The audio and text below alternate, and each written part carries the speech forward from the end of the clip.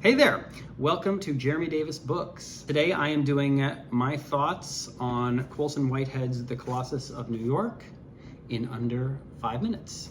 This is the first thing I've read of Colson Whitehead's. It is a collection of essays about the city of New York, which is where I live. I have to be honest, I had a hard time connecting with a lot of these essays. Not all of them, there were a few that I did really like. But for the most part, I sort of struggled through this a little bit. I mean, the writing is good. It has a tone and it has a rhythm and it's smart.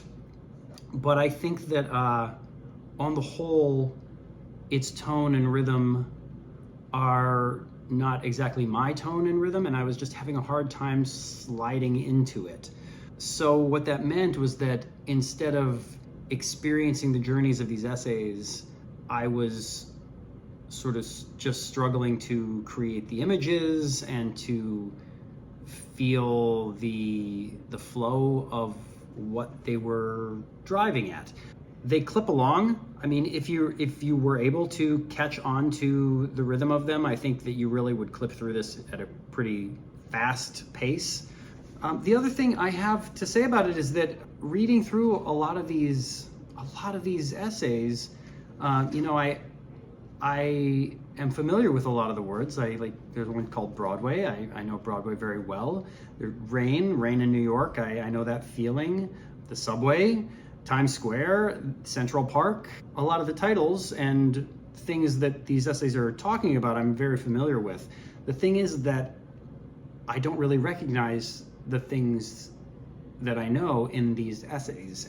There's sort of an overall tone of frustration or exasperation to them. And while New York certainly can be that way, my New York certainly can be that way, the overall feel I get from the city is one of strength. It's just overall more positive than I feel from this.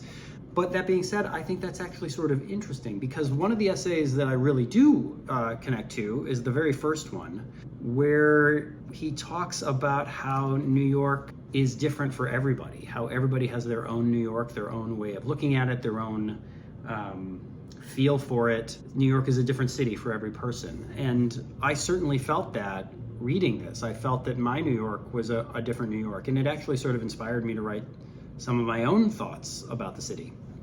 So I do appreciate it for that. And like I said, the writing is good. I think I just couldn't fall into its rhythm. I think that's really sort of what my problem was with it. So I do want to try something else he's written. He's a Pulitzer Prize winning author, and he's been recommended to me several times. So I think I will pick up something else of his at some point. But not next, because next I've already started. I'm actually almost all the way through Clara and the Sun by Kazuo Ishiguro. It's my first Ishiguro book. I love this book.